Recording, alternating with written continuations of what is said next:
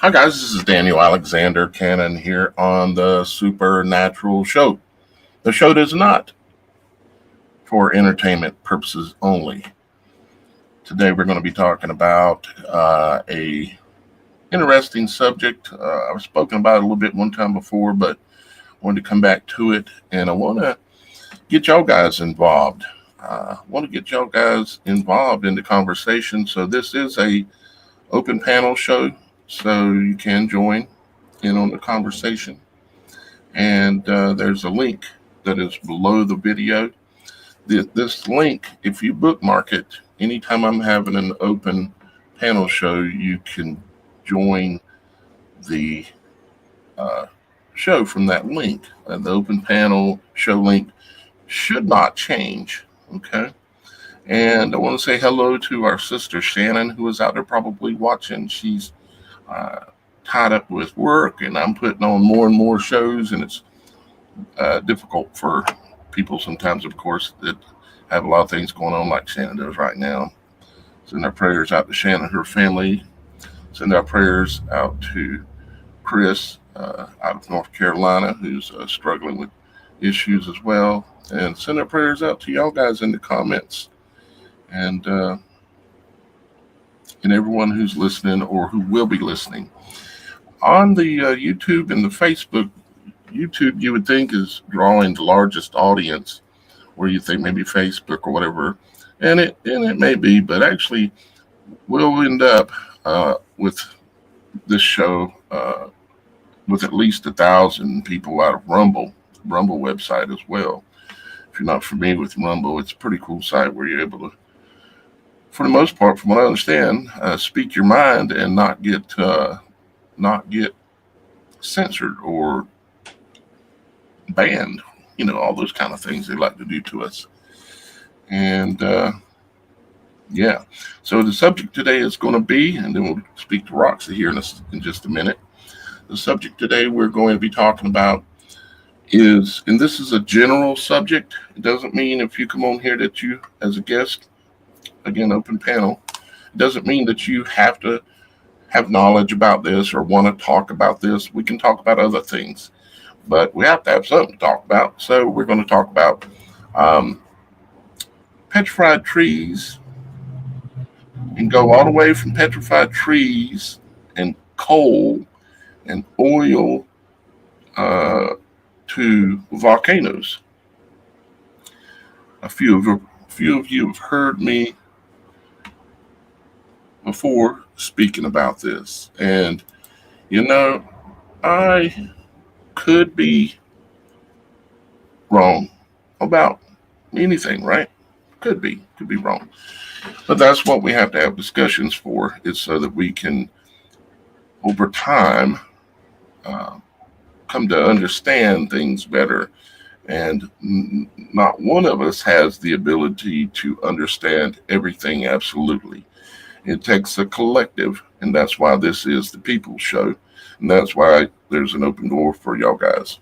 It's because this is the People's Show. We want to depend on all of us to gain our knowledge and to share that knowledge with others around the world.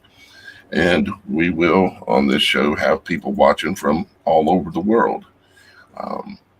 Out of England, anybody listening out of England here, I greatly appreciate you being here watching the show today. Out of Australia, the Netherlands, anywhere where you might be, out of Canada. Speaking of Canada, we actually had a pretty cool nod from Steve from the How to Hunt channel. I sent in an email to him recently and told him my experiences with the woods people, and I put that I put that segment here on the show on the channel, so y'all guys could see it. Most of you probably have, where I talked about the smacking on the outside of the house and all the different things, and hearing the howling and all of that these woods people like to do. And that window is open again. We'll get burned up in just a little bit. And so, but Steve, he done something he's never done before, and that was he put up his video this morning, because about a week and a half ago, I sent him the email, and he read my email about my experiences with the woods people, right? Well, he put out his video this morning, and he happened to have, I'll let you're familiar with it, but he happened to use this for a small part of his intro of his video.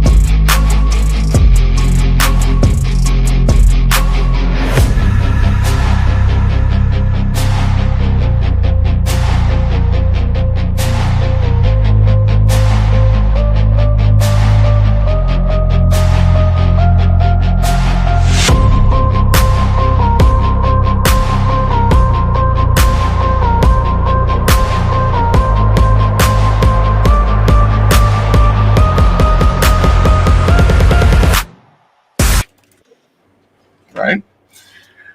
I just dig that song. And it was surprising that he put that in his intro this morning as a maybe it was a coincidence, but maybe because I really like Steve, and I like the work that he does, because he as well, he actually had influence on me in some ways of the style in which I'm doing my show, and making sure that the people have the ability to speak out. And so, Steve, if you're listening again, that's awesome, brother. Today, the other day, we spoke about portals, and Steve has I know he has interest in portals because he talks about the subject matter quite a bit. So I did a show the other day. We went into depth about portals and all of their attributes. So I suspect Steve might have seen that show. And so today, though, we're going to talk about something else that has to do with trees a little bit. Trees really, truly hold the secrets to many, many, many things about our reality and our world. And but what I'm going to do is, I'm not going to tell you that I know this absolutely what we're going to talk about today. Some of it I do. Like, I know that lighter wood comes from a tree, right? So we're going to get into that. We know that's a fact because we can dig it up and set it on fire, and it smells like gasoline and all these things. So, but first, let's check in with our supernatural investigative assistant, Roxy, and see how she's doing today. Good afternoon. Enjoying the beautiful weather. It is nice out, ain't it? It is. I got the doors kicked open again. How warm is it there where you're at? Let's see. I don't know. I think it's 67. 67. And sunny. It is perfect. Yeah, it's pretty close to that here too. It's pretty close to perfect today. Yep, it's nice outside. As a matter of fact, I can't wait to get back out there here in just a little while. So again, y'all guys are welcome to join Roxy and I here on the show. We don't have to talk about trees and petrified stuff and coal. We can answer questions. Yeah, we can talk about whatever y'all guys want to talk about. And if we don't know the answer, we'll go look it up and tell you what the answer is next week. Well, we'll attempt to, because we'll give you our best summation, our best opinionated answer, that kind of thing. And we love when y'all guys join us here on the show. And we know sometimes that can be a little nerve-wracking. Just know when you come on, you don't have to have your camera on like I do. You can be like Roxy and have your camera off and be sitting there doing something else the whole time as well if you want to. And just join in on the conversation from time to time. I know y'all guys have seen the channels on TikTok that do this kind of thing, because they've got TikTok set up where you can literally do it easier than what this is. Although this is very easy for y'all guys, all you got to do is click the link that's down in below the video in the more section. And I'll also drop it in the comments real quick. And let's hang on just a second. Oh my goodness, Big Bird. -8. Oh my goodness. No, thank you. I'm sorry. Stay inside. Wrap up. We happen to have Rock E. Rock E? Huh. You don't know who Rock E is, do you? No, I don't know who Rocky is. You don't know who the Rocky is? Okay. Hey, Rocky. Hey, Rocky, we'll get you up here in just a second, buddy. You can join us. So I'm just going to paste the link so that other people can make sure they have that link in case they can't see the more button down there. And I see Rocky down there. Okay. If you would, Rocky, leave your camera off for now. And until I get to know you a little bit. And just understand that if I bring you on stage and you turn your camera on, until I get to know you, I'm going to assume that you're getting ready to do something dumb. Okay. And I'll remove you from the stage. And that's only for the protection of the show and other people's eyes out there, because you never know when you open the door who can come through. But I greatly appreciate you being here, Rocky, and or Rocky. And we'll go ahead and bring you up on stage here and say hello to you. So, hello, Rocky, you were on the Supernatural Show here with us, and we appreciate you being here, my brother. Can you hear me? Yep, we can hear you very, very good. Thank you for coming on the show and talking with us. Yeah, I've watched the show a lot of times, and I've been trying to figure out all this, like what's our eschatology, where we're at. I'm a Christian. I believe in the Bible, and Jesus is my Lord and Savior. Very nice. Very, very nice. You say you're wondering what our eschatology is? Yeah, a lot of people think that, we're waiting for the temple to be built so that it can be destroyed. Anyway, 70 AD, the temple was destroyed, and I believe the tribulation occurred right after that. The millennial reign occurred, and we're now in Satan's little season, which is Revelations 27-9.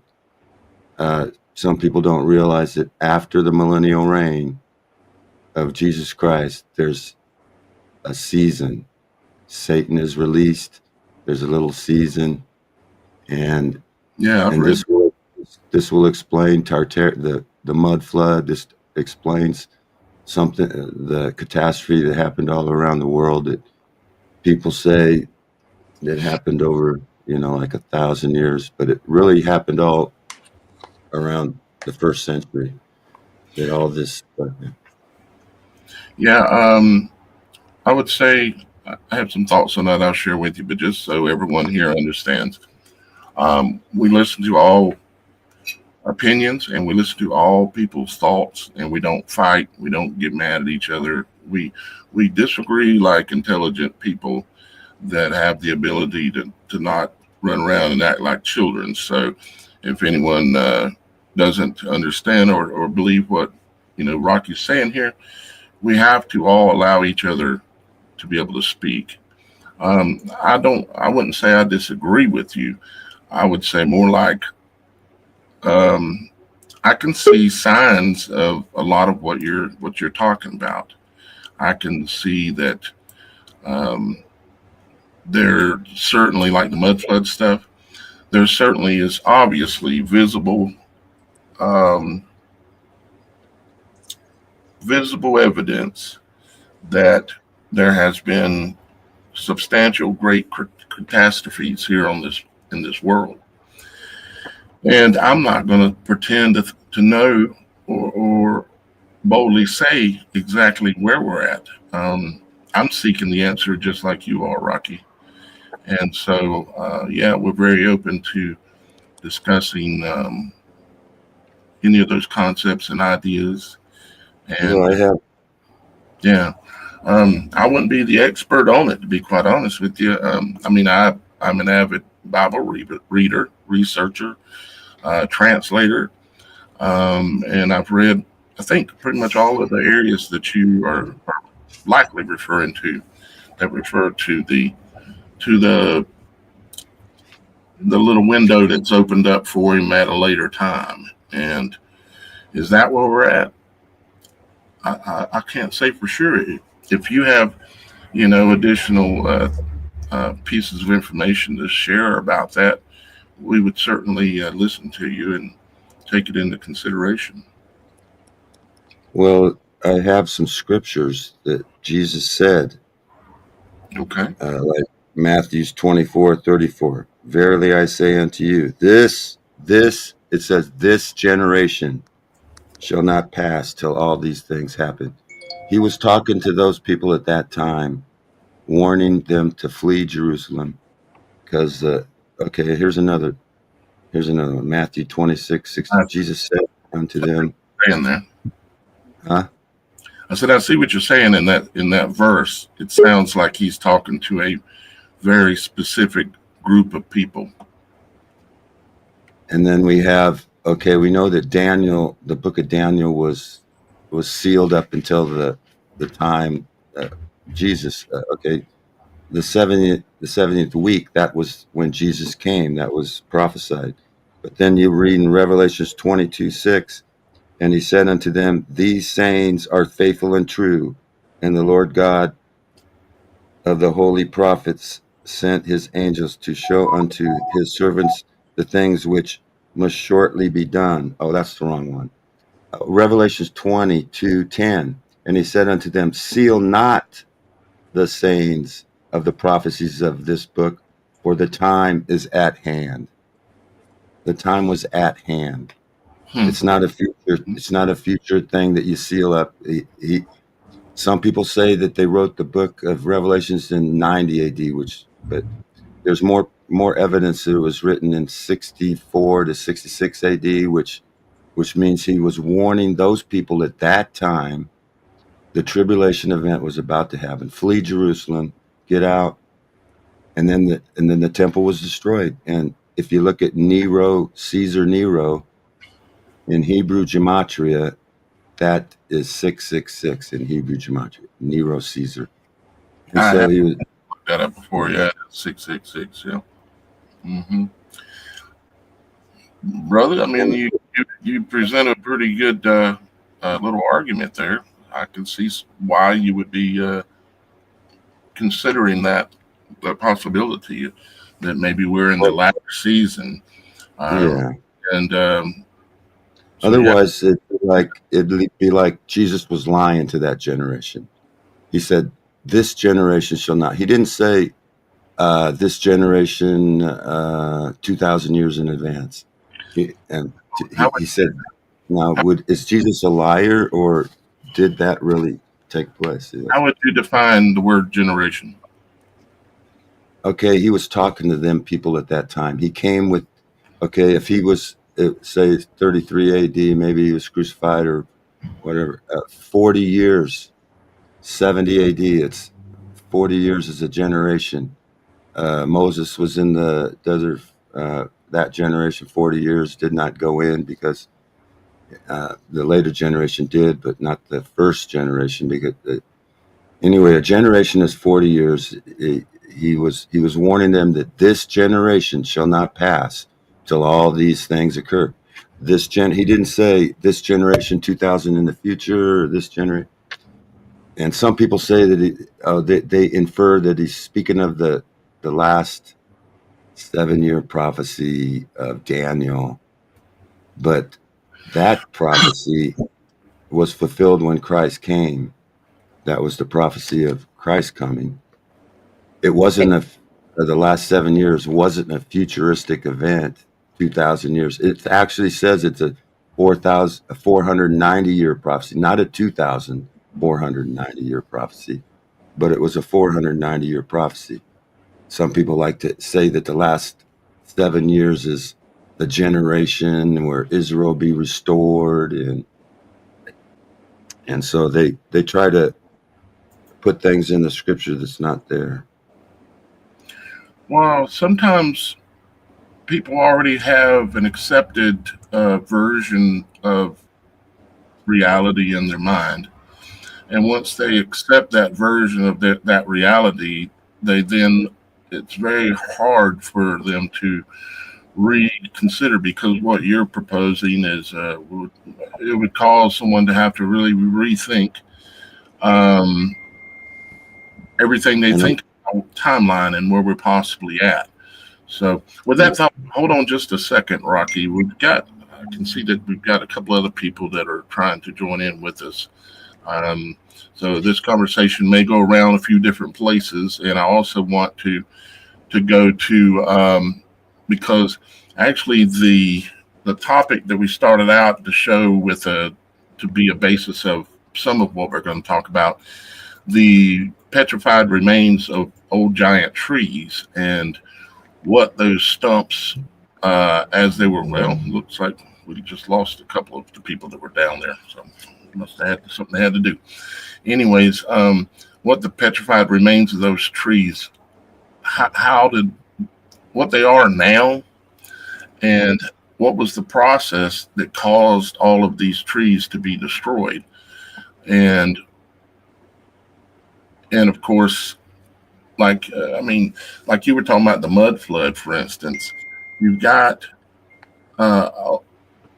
it seems like there are multiple layers of societies, of civilizations, maybe you could say generations of societies that are layered one on top of the other. If you start to go out in the yard and start digging, sooner or later you're going to find some things that you're going to have to question and go, how did that get there? And where did all this stuff that's on top of it come from? And you know, I'm kind of saying there, Rocky, and we got a couple people to come back down below too. Yeah, so I understand. This is great because it's more explainable if you understand that the tribulation and all those great earth and all that stuff happened already, and so this can explain some of the phenomena that we find, like Roman structures all over the world.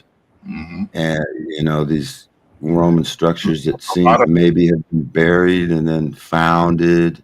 There's a lot of structures too that are obviously that were built by men or carved by men, but they're melted. And it's like, how did they melt? What was the deal there? That would be the tribulation event says that 1/3 of the earth will be burned by fire or something, if I recall, and that would be, so there these melted structures could be part of the wrath during the tribulation. Yeah, that's kind of what was reflected in my head as well, what you're saying there. So let's see if we can get another person up here with us. Chuck's been trying to get in for a while, but he's also, Chuck, your device is not connected. You're going to have to get your mic connected and working before I can bring you up. So I'll go ahead and look at PBS Lover down below while Chuck tries to get his mic working. You might have to leave out and refresh your screen, Chuck, and then try to come back in again. So PBS Lover, welcome to the show. I'm going to bring you up on stage here in a second. A couple of things. We ask until I get to know you that you leave your cam off. Your mic can stay on, but your cam has to stay off until I get to know you a little bit. And once I bring you on stage, if you turn your camera on, I'm going to remove you from the stage. And I have to assume, now I'll give you the chance that it could have been an accident, so I won't ban you from the studio for that. But I will remove you from the stage. And of course, if anybody comes up in here trying to do something silly, they'll get banned and won't be able to come back at all. But with that being said, let's bring PBS Lover up, and then we'll look and bring somebody else up here in just a minute as well. So, greetings. Thank you. good evening, sir. How are you? Well, thank you for the most part. And yourself? Well, for the most part as well. Good. Just seeking opinions, seeking truth in an intelligent, logical manner, and trying to work with the people to try to learn something from y'all guys, because I know a lot of things, or at least I think I know a lot of things, but I need a sounding board to bounce these concepts, ideas off of, and that's the people. Okay. So we appreciate you being here to chat with us. And you sound like you've got a nice accent. Okay. People have told me I sound Canadian. I wasn't born in Canada. I was born overseas, but yeah, I hail from Toronto, Canada. Okay. And I appreciate your work. And I was drawn by the title of your live stream, The Man Who Stares at Trees. And I've got two particularly interesting, well, to me, stories about trees, which I think might be interesting to others. Okay. We love it. And another story unrelated that's a little bit of a mind blower, but a mystery.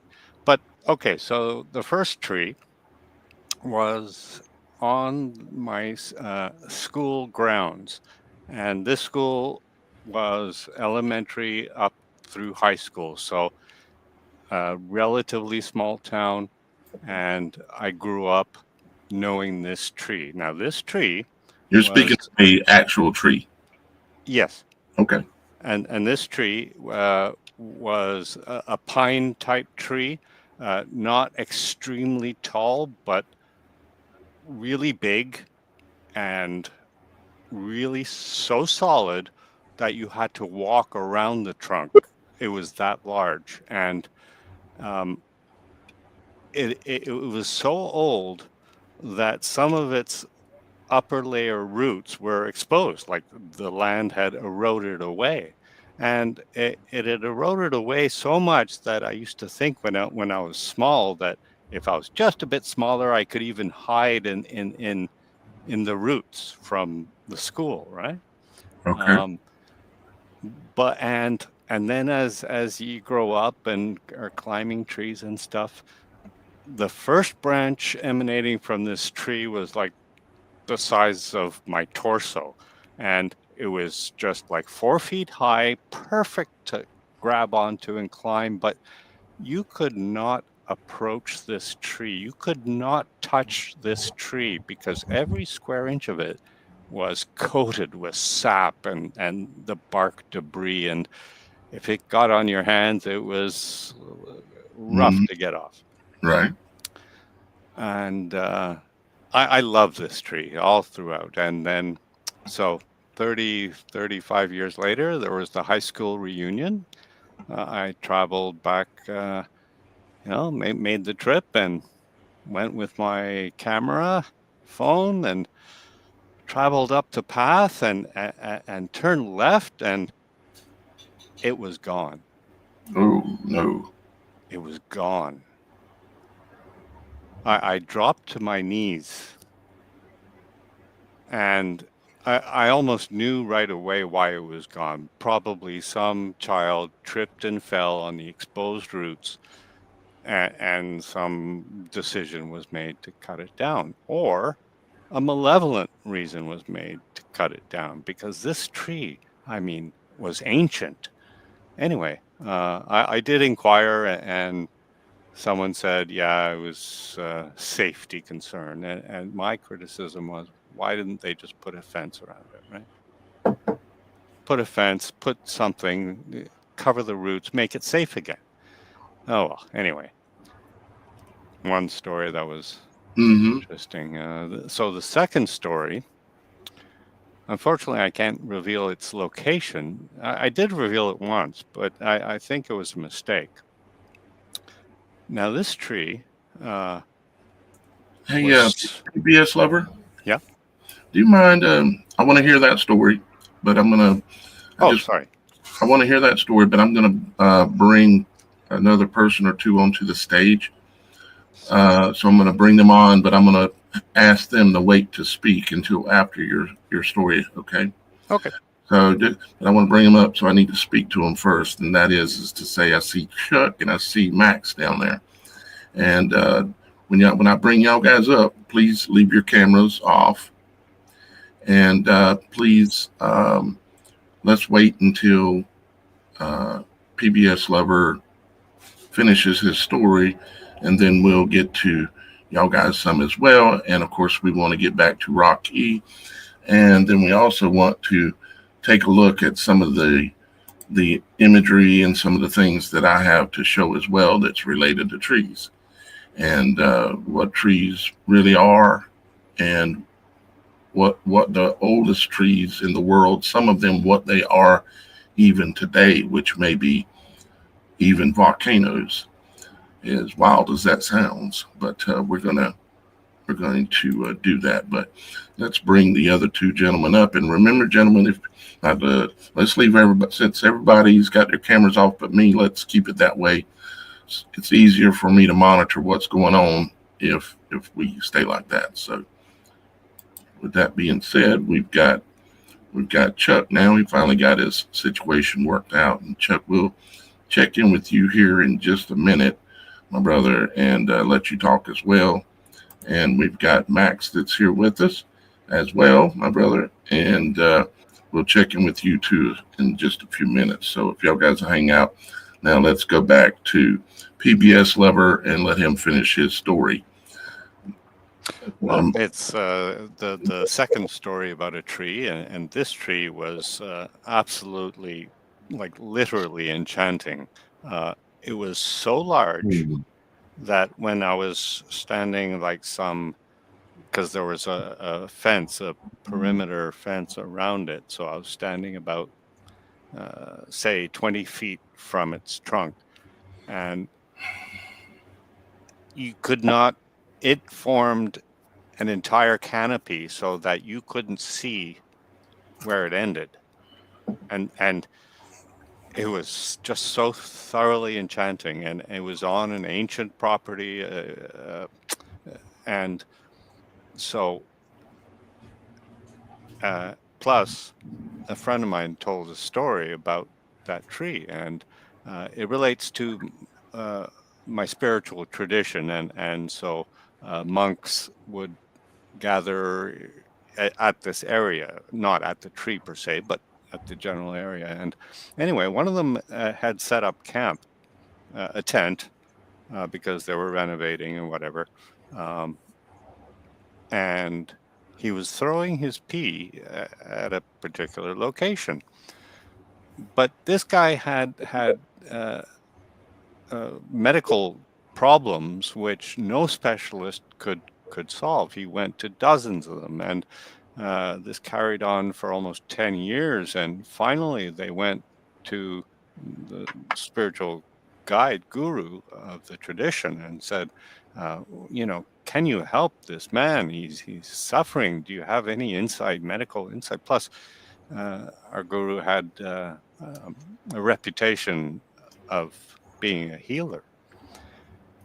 And so he examined the situation and discovered what he was doing, where he was throwing his pee, and he said,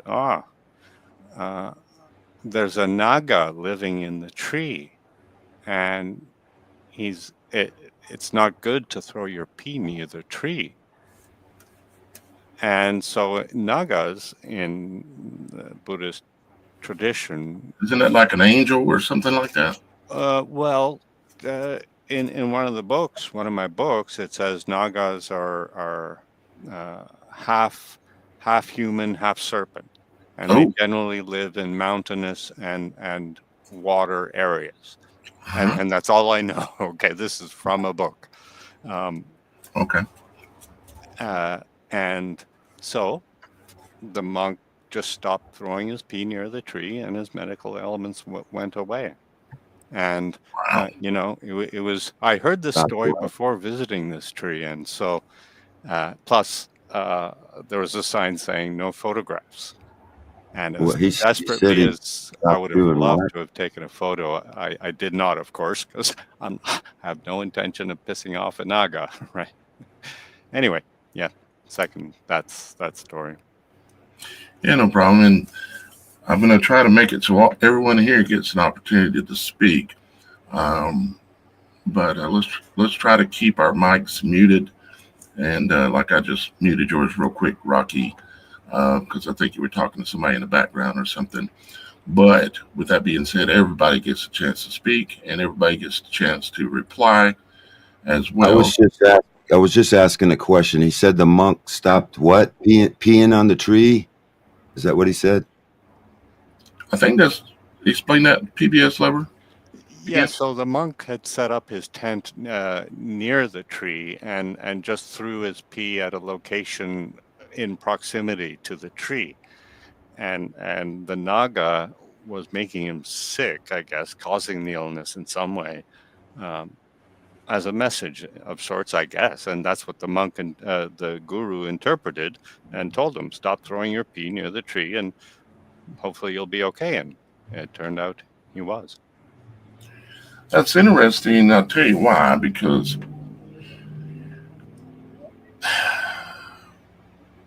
we as human beings, it seems like we really don't understand the ramifications of our actions.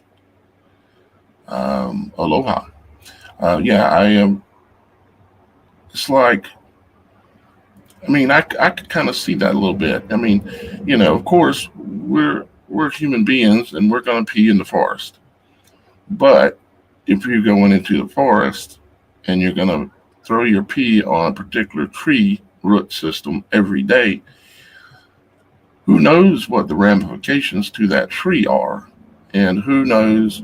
I mean, we don't even, I mean, like I said from the very beginning, we're kind of discussing trees and their nature and their,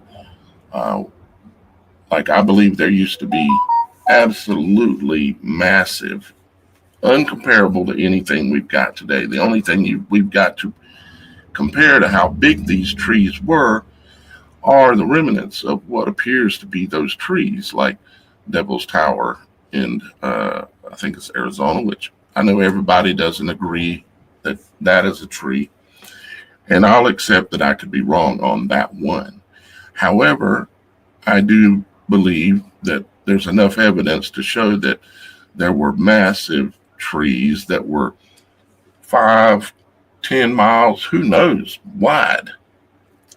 Maybe bigger, maybe way bigger, and 20 miles tall and reached up into the heavens and shaded everything for where you could have what we consider to have now cities. You could have multiple cities underneath the boughs of these trees.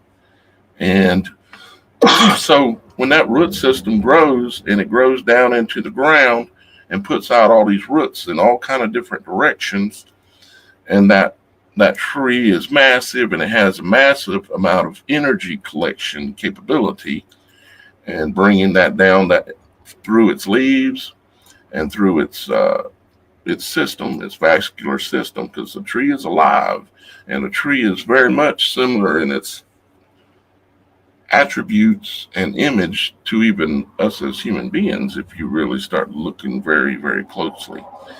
And so when that tree is cut down, or when that tree dies, maybe, today, one thing we do know is that some trees, particular pine trees, will leave behind a lot of the energy that they built and stored in their boughs and in their trunk that we call sap or resin, or in some cases even syrup.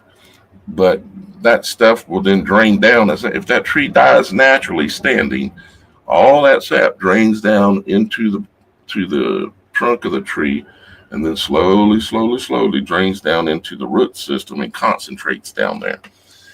And if this tree was truly massive, if these trees truly were massive, as there's lots of evidence that they were, then you would have a massive area underground that looks like looks like the roots of a tree. And all this energy would be stored down there below. And you would have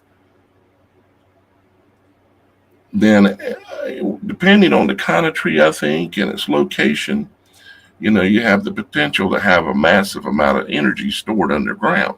Now, over time, all things transmute. They all change. And that energy, it isn't just going to go away. It has to turn into something and then maybe turn into something else, depending on conditions and time and a lot of factors, more factors than I could even come up with. And then we know that we have something called lighter wood, right? We all know what lighter wood is, or at least most of us should. It's called lighter wood or fat wood, or maybe in other countries they call it other things. But then you have all that energy stored down there in that root system. And in our case, we can go out and dig up an old pine tree root system, and all of it, the roots, the limbs, the roots, they'll have the ability to be, you can just rip them apart and set them on fire. Poof, and they'll catch on fire and burn easily. They smell like gasoline. They admit that the gasoline reservoirs that are under our soil way down are from previous biological periods. And they tend to be in layers, kind of like something that's come along and destroyed everything, kind of like what Rocky was talking about. Come along and destroyed everything for the most part and left this layer of biological material. And when you're talking about something that would be as concentrated as a stump, a gigantic 5-10 mile wide stump that goes down into the earth, let's say 5 miles, 10 miles, and has a big taproot down there and all the other roots, you've got the potential for something to be there that's of value because of the energy that's stored. So you go to digging in it, and if it happens to be one of these right kinds of old trees, you might dig it up and find out that you've got coal, because coal is simply compressed under high temperature and conditions wood. It's admitted. You can go dig it up and look it up on the internet, and they admit that it's biological, and a lot of it comes from trees. And so it got me to thinking about that. It got me to thinking about oil. Okay, obviously oil smells like gas. Again, it's more, but it's in a liquid form. So I'm wondered if it's possible that the oil is a liquefied part of this biological process of the transmutation of this biological material, because we're focusing on trees, but you also have all kinds of biological things that could be down there that in previous times have been layered over because of catastrophes and disasters and just natural time in general. And so it makes me wonder about the oil, the gas, because you tend to find a lot of these places that they're extracting oil, they're extracting gases, not in every case, but a lot of times it tends to be found in mountainous areas or close to mountainous areas, like almost like they're tapping into the root system and following the line. If you go look at oil wells from above, you'll see like there's a systematic way in which they follow a seam, like coal seams, or with all these things I'm talking about, you tend to end up seeing something that looks like a root system. And maybe there's a coincidental reason as to why, but ultimately the thing I come to kind of understand and talk and was thinking about is that why do volcanoes look like ancient trees as well? And why is it that I'll show you here as a matter of fact. And I'm going to get to all y'all guys here in just a moment. I'm just kind of presenting the overall concept of what I'm talking about today. Let me see here.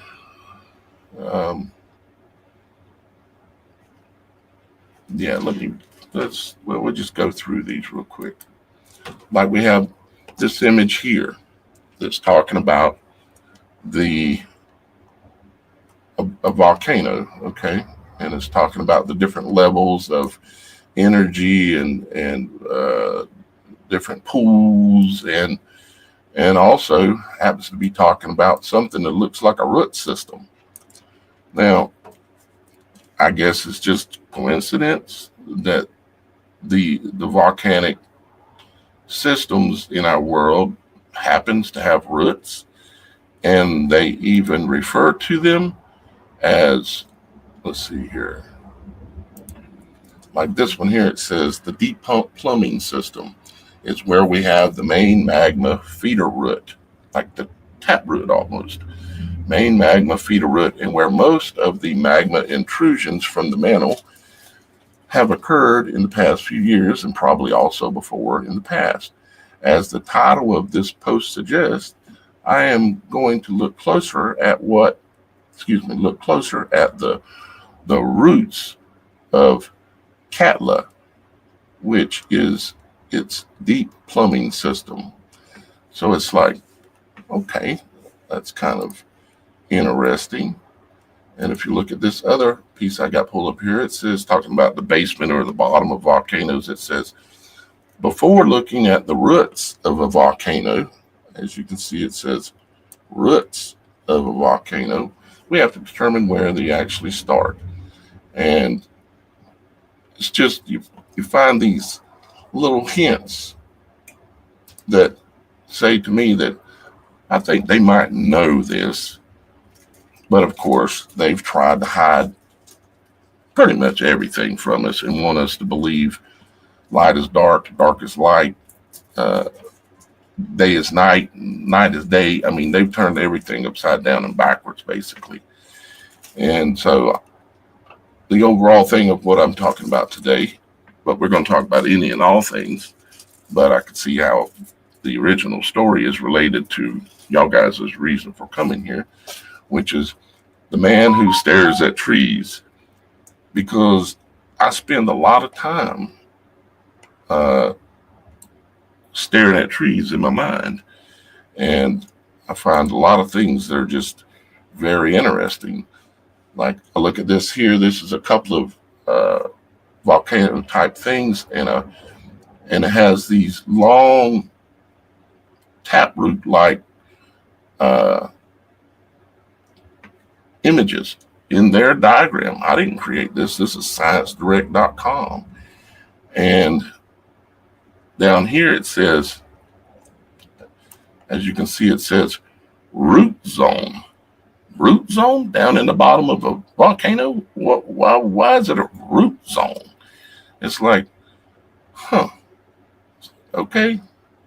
It makes you wonder, because like this is a normal root system of a tree, and then we've got something that looks just like this all around the world, where you can find these stumps that look like they were ancient trees.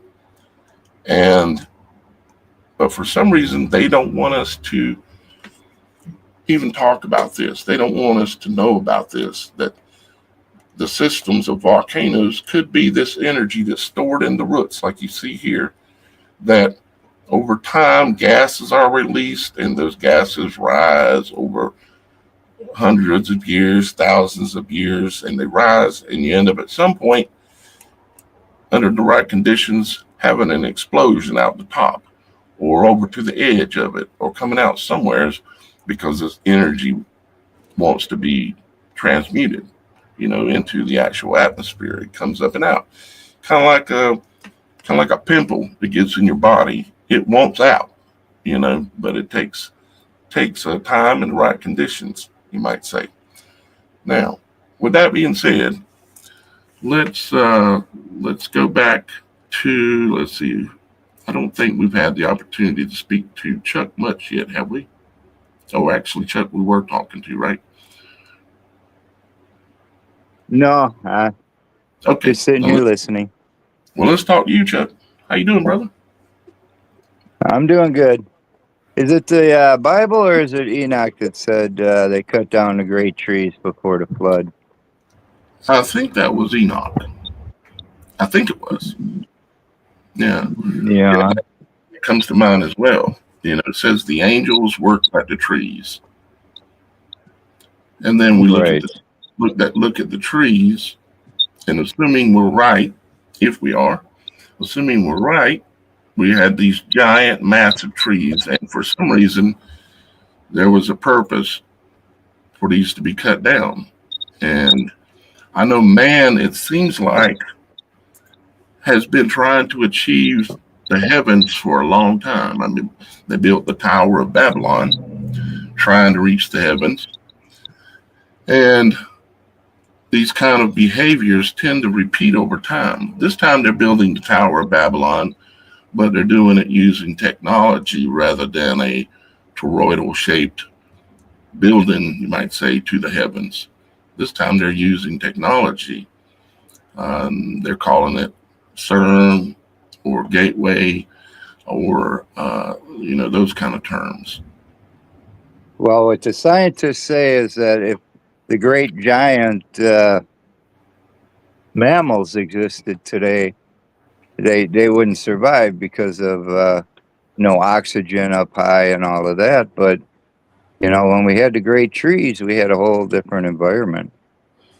Yeah. You can't look at giants not existing by the way the environment is today. Well, carbon dating itself is based upon what the oxygen quantity was when that sediment layer or whatever it is that they're testing was made of. And I think they said that there was a great deal higher percentage of oxygen back during the time of T-Rex. And that if he lived now, he wouldn't survive because he would suffocate. Yep, exactly. Yeah, I think we know that they've told us that a lot of our oxygen comes from the trees, and I think that that's probably correct. I mean, they haven't lied to us about every exact single thing, but they never tell us the whole truth. But it would make sense to me that for an environment that would have giant things, you would have to have giant everything. And it almost seems like we have, as a world, it almost seems like we have regressed. We like to think that maybe we are the highest, greatest civilization ever. I'm not so sure that's the case. We may be the physically smallest due to us and our body adapting to a lower oxygen environment. Yeah. The smaller your box gets, the more you try to reserve your energy. So as a creature, your next breed of puppies or chickens or whatever would automatically come out more, I guess you would say, surrounding tolerant due to lower oxygen. There may be some truth to that, but I think man's involvement working with the fallen have purposely downsized the human being. Noah was what, 8, 10 feet tall, something like that? They were longer, and they lived a lot longer. Right. The bigger they were, the longer they lived, probably, in ratio. Do you know that the third story I wanted to mention was actually related to that phrase Chuck just mentioned, purposefully downsized us, he mentioned? Well, if you, now before going there, I if I may, just ask if you're all familiar with that video. I think it was quite popular. You mentioned Devil's Tower being a tree stump, and this video portrayed Devil's Tower, and it by showing a bunch of aerial photography from around the world, that Devil's Tower is just a mere sapling compared to the other stumps. It it was called There Are No Trees on, I Flat think, Earth. oh, yep, There Were No Trees on Flat Earth is what it was called. And yeah, it was very popular. And I was already into the giant tree thing when that came out, but it definitely made it very clear that Devil's Tower is actually small in comparison to the volcanoes and the trees that exist in this world today, the old stumps. I mean, there's some of them that are just absolutely massive. I've got databases of images I could pull up of all the different trees and stuff. Mm-hmm. Well, the coal they dig up has got to be from buried trees. I don't think they'd be from the roots. Well, I think it could be. I mean, roots are trees. It's part of the tree. But it's a different composite. The wood is completely different, and that's why you get a lot more sap and stuff down in the rooting. Whereas up higher, it's drier and it's just a different structure. It could be. Yeah, it could be different parts of the trees. We're seeking the knowledge on many things, but we're still seeking. We don't know. Not one of us for sure knows, but we're all seeking. So there we have it. Looks like we have another gentleman that popped in down below as well. MC Nemesis. Nope, you kicked him out the other day. Look at private chat. Oh yeah, that's right. MC Nemesis, dude, you've already violated the rules. Unfortunately, you came in the private chat and said something very ugly. Well, this picture I have is called Chimney Rock. It's in Nebraska. My grandpa, grandma, all my cousins. It's from western Nebraska. It's called Chimney Rock. It was on the Oregon Trail. You'd look for Chimney Rock.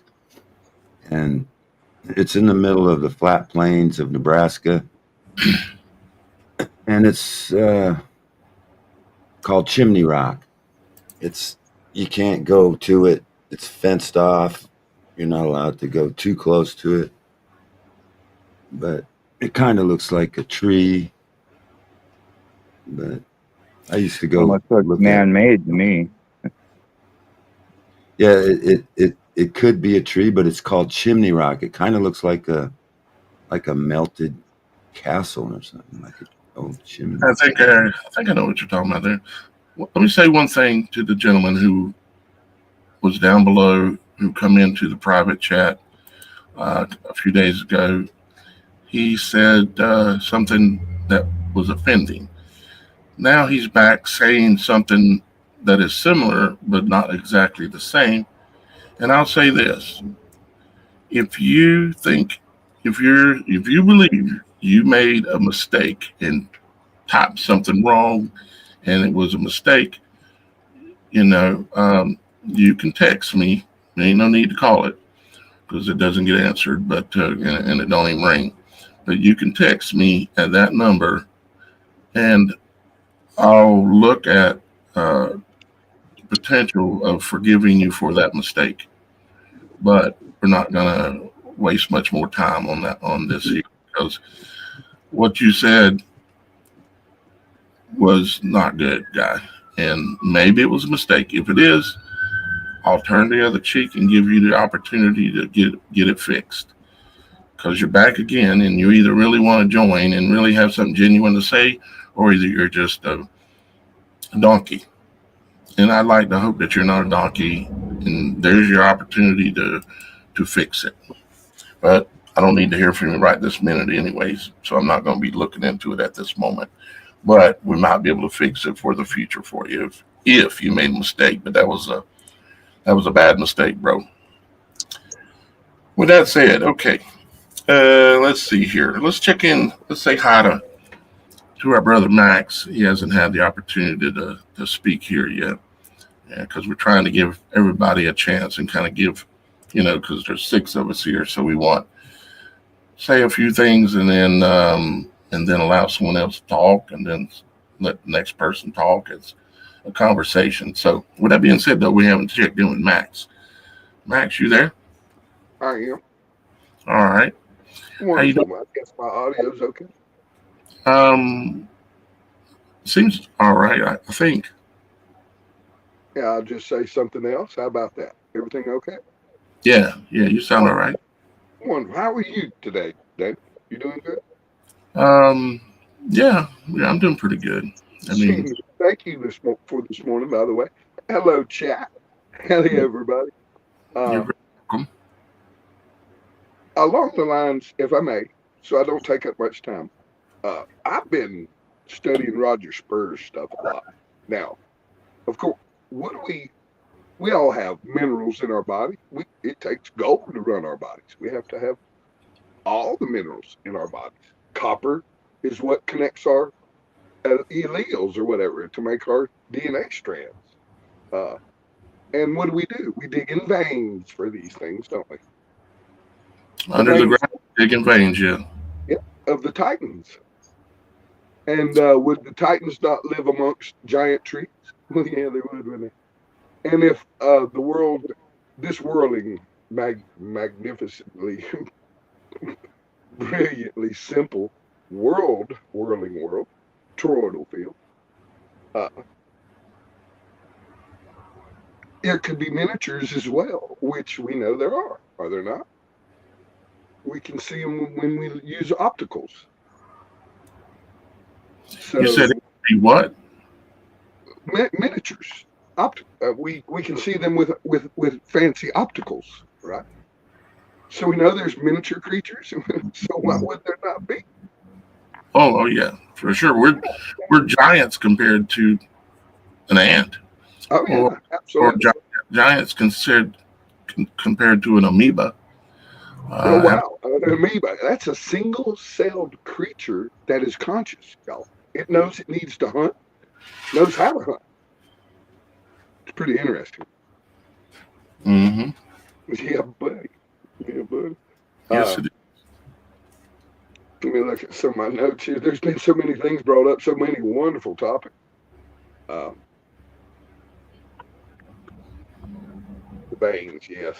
Or anybody. My notes go so cold, so fast. Go ahead, Dan. That's okay. I was going to say, we'll share the mic and move backwards and forth. When you have your thoughts and what you want to say that's related, whatever, then just bring it back up. Now, I really do. I've been to Devil's Tower. I don't think that's a tree. I think that's an ankle. I think that's the Achilles heel tendon has broken off. Now, some of you see have that Achilles heel still standing. And the reason I say that is because of its hexagonal shaping. That would be tendon shaping. So that I may be mistaken. I may have just misspoken. That may be the tendon of as well as a tree. An Achilles tendon of a Titan.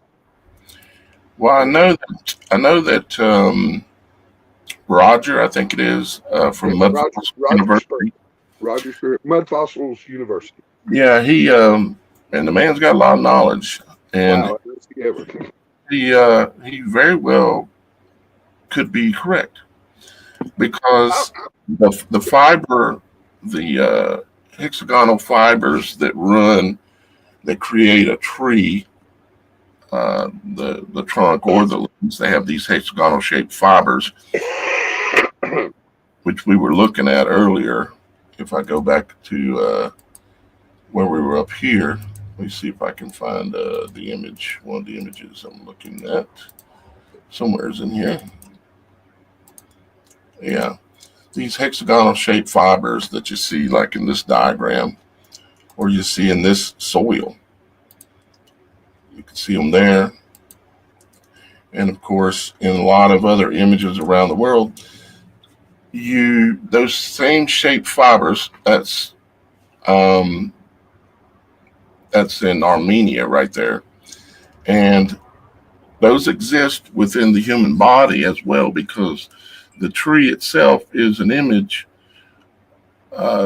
in some ways similar in some ways to the systems that the human body is based off of. And typically, most all things like this tend to repeat on a fractal basis and on a similar to or in the image of basis of Yeah. many creations around the world. So it's not just the trees have this. There's many things that have this. So yeah, there's a possibility, but then some of them that look more clearly like a volcano or exist where literally a volcano is at, and you have the The way they spread out at the bottom resembles a tree similar to what the first gentleman was speaking of, where he felt like he could hide in there. You know, they spread out like that. That looks more tree-like to me. Whereas when I went to Devil's, I mean, also there's a Monument Valley.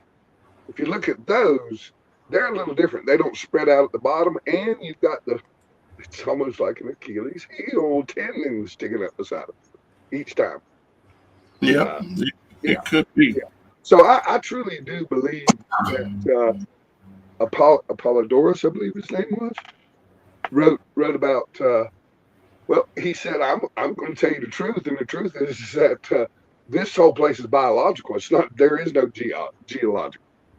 That comet is a body part, and there was a war in heaven, and there is a dragon laying across the top of Africa, and it was cut by a mighty sword, and you can go look at it. And Roger will tell you why because he knows the chemicals that would be released from certain organs, and they're being released right there on top of the ground. Yeah, I've seen where Roger talks about the dragon, and down in let's see, where was it? Was it Arizona or New Mexico? Right over there somewhere. I seen a video the other day, a guy showing where, I mean, it's amazing how much it looked like a mother dragon and two baby dragons. And they literally had oil wells all over their bodies. And it's like very weird, you know. And again, I don't have all the answers to everything here. I'm just presenting the topic and giving some ideas and concepts, and hoping that ultimately we can come to a higher level of understanding of actually what we are, what this world is, and help everybody along the way to gain that knowledge. Because right now, the way we were raised in the educational system that we were raised through was to dumb us down, not to make us intelligent. It was simply just to make us just good enough to function, to be good slaves. And I really don't appreciate that, what they did to us at all. And I've been rebelling against the system for, well, really longer than 20 years, but we'll say 20 years. What did JD Rock, that fellow over there, say?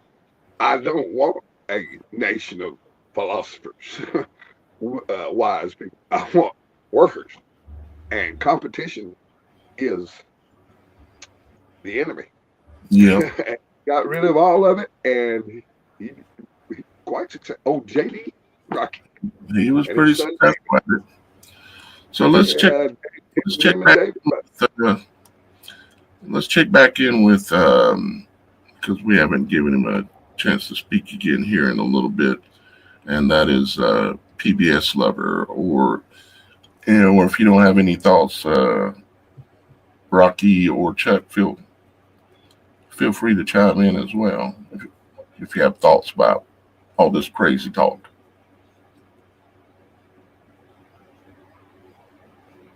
Well, I think maybe these like Chimney Rock may be evidence of the Great Flood, before the flood, leftovers from the Great Flood, or possibly from the tribulation. I think more likely the Great Flood, when they had giant trees and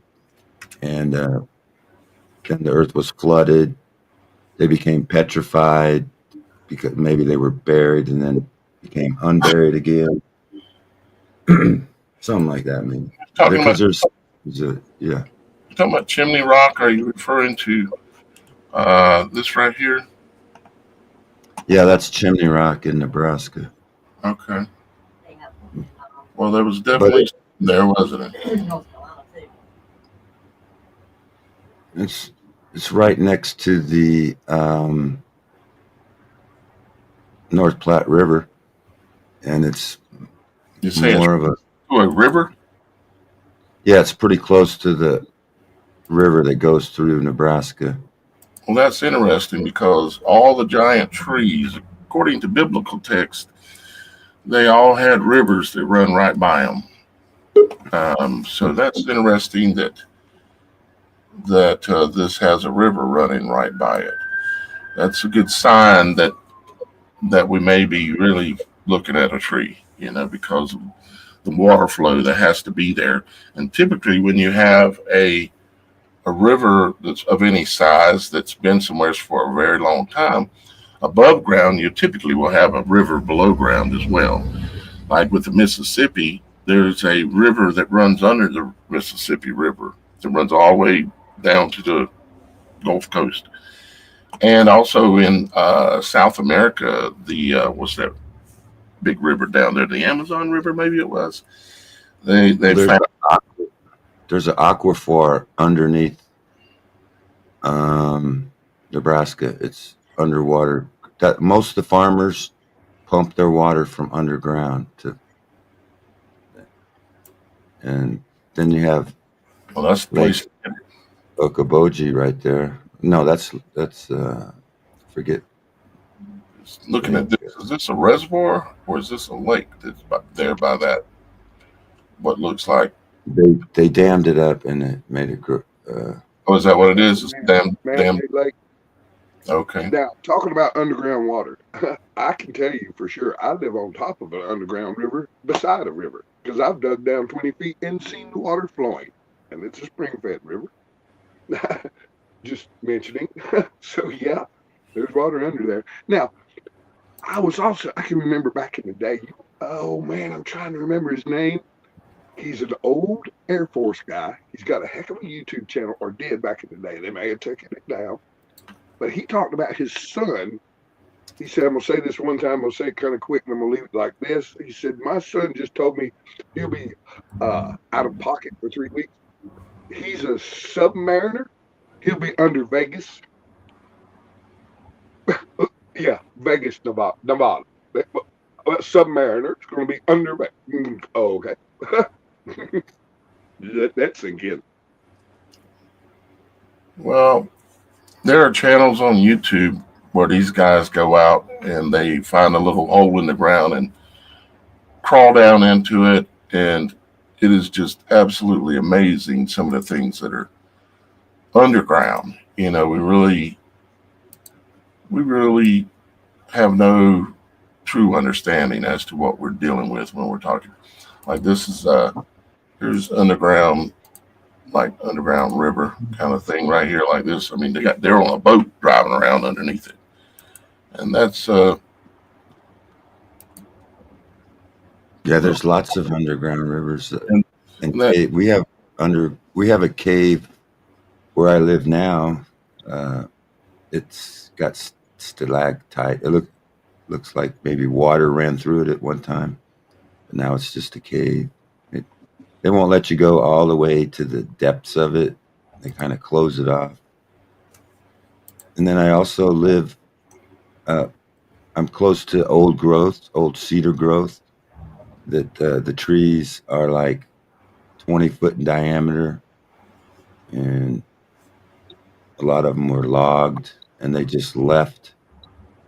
left cedar trees that I guess they weren't big enough, but they were like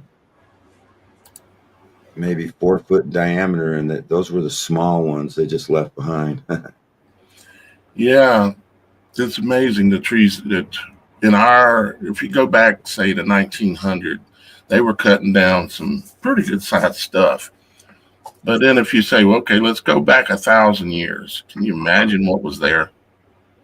Let's go back 5,000 years. You know, it's kind of mind blowing when you think about it, when you're trying to get your mind around really where we are, what we are, and all, you know, this kind of subject matter. Look at this water, how clean that water looks. I mean, obviously you could drink it, like Chris was talking about the underground flowing water where he's at, and that's the kind of water we want to drink. I hate the fact that, like where I'm at right now, we've got city water, and I'm like, man, I wish they hadn't done that. And luckily, I've still got the old well pipe where I have access to an old well that was back there. And one day I'm going to get a pump on that and get that going again and get a decent filter system on it, because they were having like, you know, like sulfur smell in the water and rust in the water. And but, you know, if you've got the right filter system, you can deal with that. You know, Daniel, being a mechanical contractor, I deal with wells quite a bit. That well's not deep enough. If you're coming up with sulfur smell, that's getting a lot of iron in the water. That well, before I drop now I wouldn't abandon it. I would literally drop it probably number 2, maybe a couple 300 more feet. well, I'm fully aware of this, and that's if you're getting sulfur, push deeper.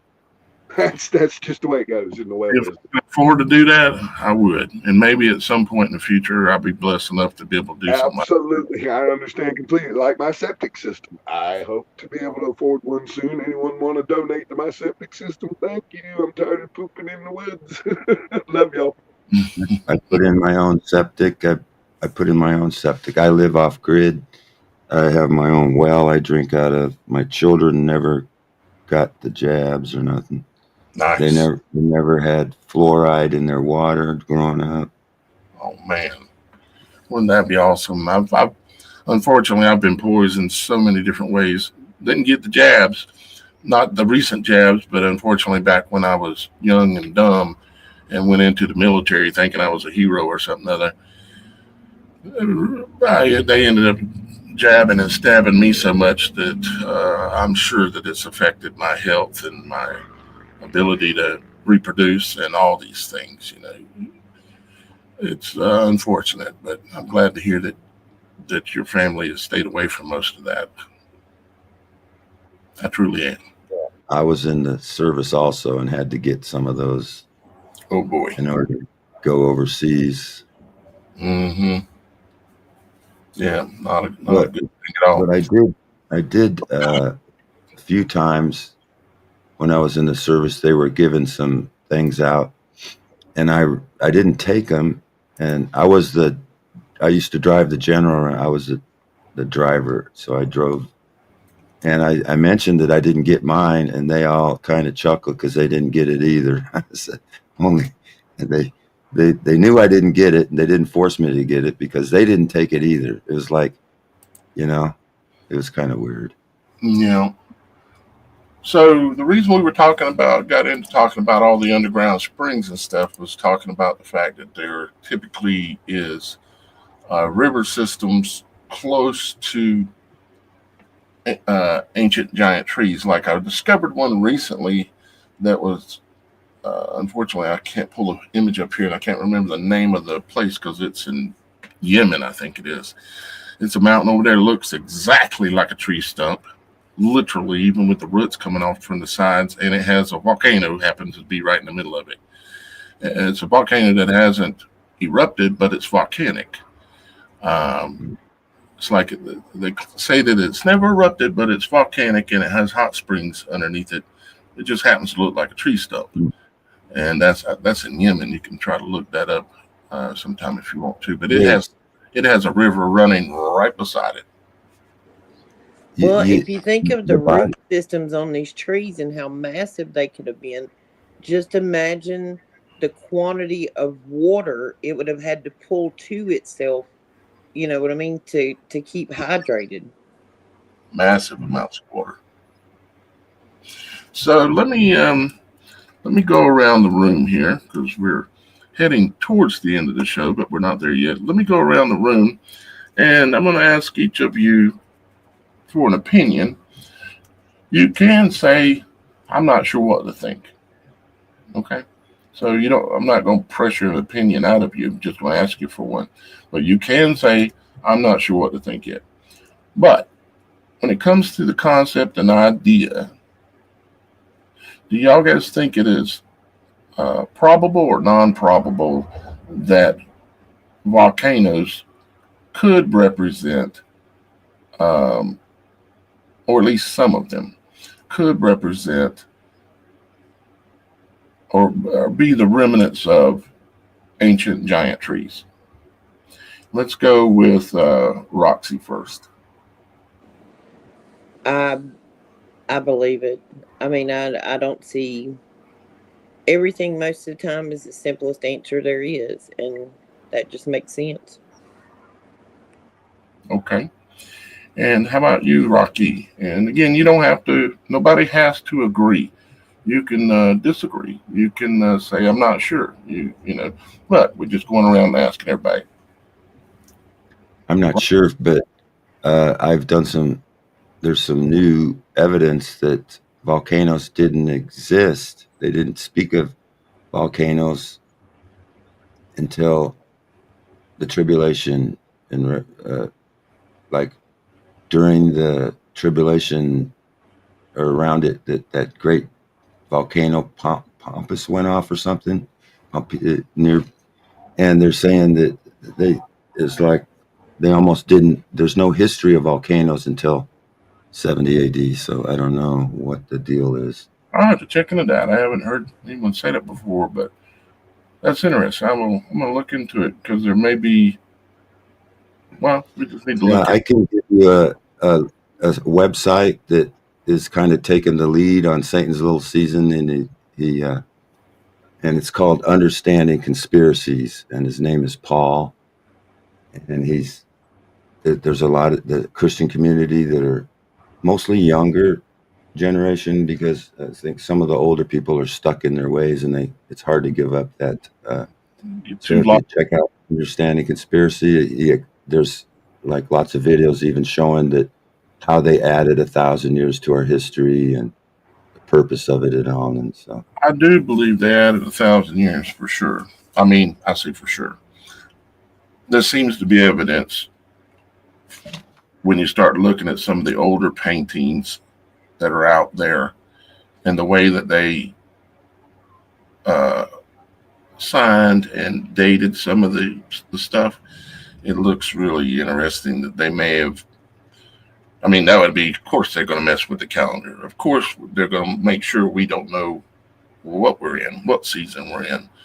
So, yeah, absolutely. Have So, you heard of the theory that crude oil is the Earth makes it? It's not it's like a renewable resource that you don't run out of it. That it's not fossil fuel. It's actually, see, what's his name? Rockefeller said that he called it fossil fuel in order to make you think that it's not, that you can run out of it. But the that fact is that the Earth makes it. It's all around the sea. It's everywhere. It just sounds like That's the argument of peak oil and stuff like that. well, that's a very The Earth is a carcass. It is fun. fossil fuel. The whole of Earth is All a right, fossil. let's It try is not fossils. let's try not to interrupt each other when one person's talking. Let them finish their thought, and then jump in there. Sorry about that, Max. Go ahead, Roxy. Go ahead. Okay, Max. Go ahead. What you were saying there, Max.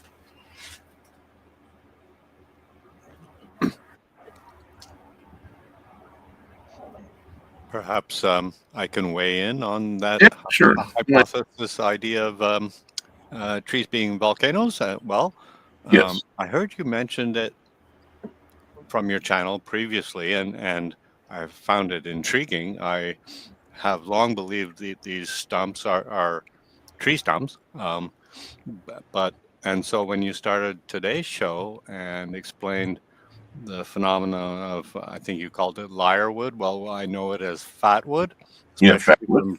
from pine trees. So Hmm. it's known that a dead pine tree, after a while, the sap will collect at the trunk and the bottom and at core junctions. And so that's the best place to find fatwood if you're a bushcrafter, to start fire easily, because it's extremely flammable.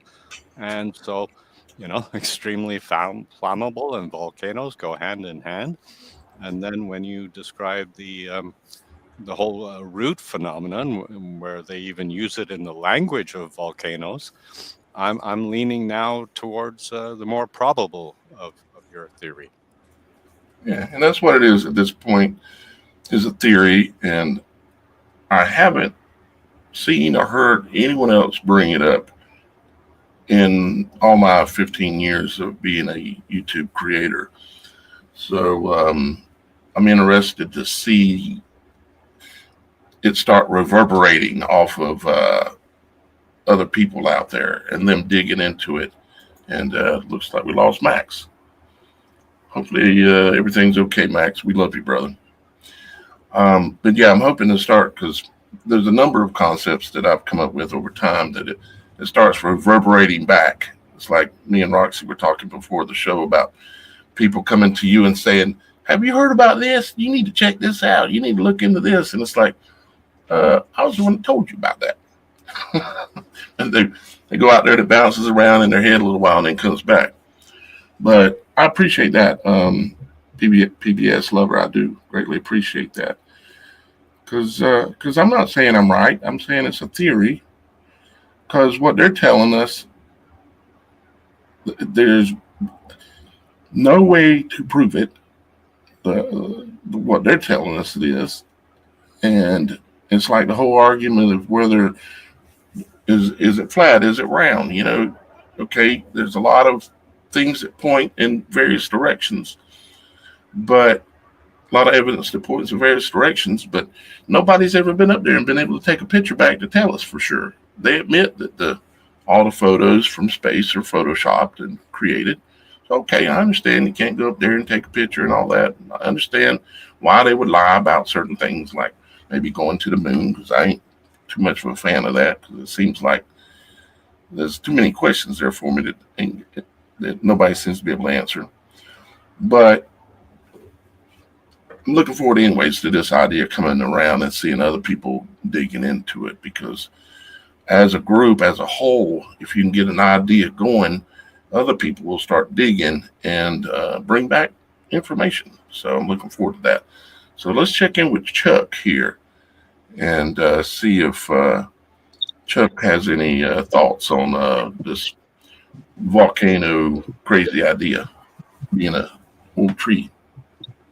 I don't think it's that crazy. I think it's one of the most plausible ideas out there for it. I surely don't believe the mainstream. Right.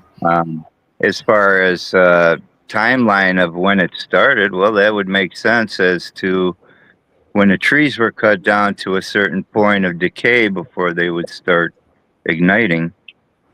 Yeah. Before the gases would start coming up and everything is so excited and there's so much energy stored down there. It's like, let me out. Kind of like a zit getting bad infected. And it's like, oh my God, it's going to blow. Yep, exactly. Mm-hmm. So, yeah, no, it's the best thought that I've ever had on the issue. Well, thank you, Chuck. I appreciate that. In fact, go ahead. I live in northern Wisconsin, and I've been looking at Rib Mountain. I think may have been a small tree cut down, as well as I'm in the Blue Hills area, and I believe that these hills are all like branches. So, You said you're in what state? Wisconsin. Wisconsin. Yeah. Is that a WI as an initial? Wisconsin. Yes. Okay, I was just looking up Red Mountain, Wisconsin in the background. Red Mountain, yeah, RIB. Well, the fact that it's red, like it, Yeah, it's granite. it's, and obviously I can see that there's a river that runs through there, and right off the get go, it starts looking and you can see some of the attributes just out of the photos that I'm looking at here. I'll share it real quick. But let me see if this Another thing I've been looking at too is that you have old maps that don't show the Great Lakes, but you show a river running north-northwest out of the Chilago area that I'm thinking either leads up to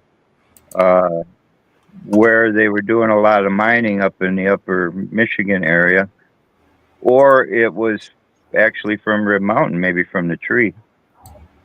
Because when they cut those down, can you imagine how many hundreds of years water would just pour out of there from them roots pulling it up? right.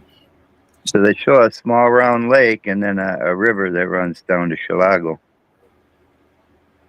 Yeah. And no Great Lakes. So Yeah, I've actually looked at this area before, studying it a little bit. I can remember seeing this place here and everything in these mountains. So yeah, I appreciate you bringing that up. Yeah. Well, guys, we're actually now basically about to the end of the show for today, and I want to just thank each of you and thank Max for being here as well. And let's slip in my mind the name of the other person was here. Do you remember what their name was, Roxy? We had Rocky, we had PBS Lover, Chuck, Max. I think that's it. There was one more. We were 6 on the panel at one point.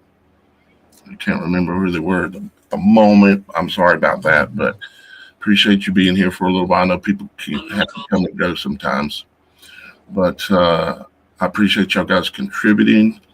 Appreciate you being open to ideas and concepts, just like we need to be open to ideas and concepts of like what Rocky was talking about earlier. And we all have to keep an open mind. And if you get too lock-kneed,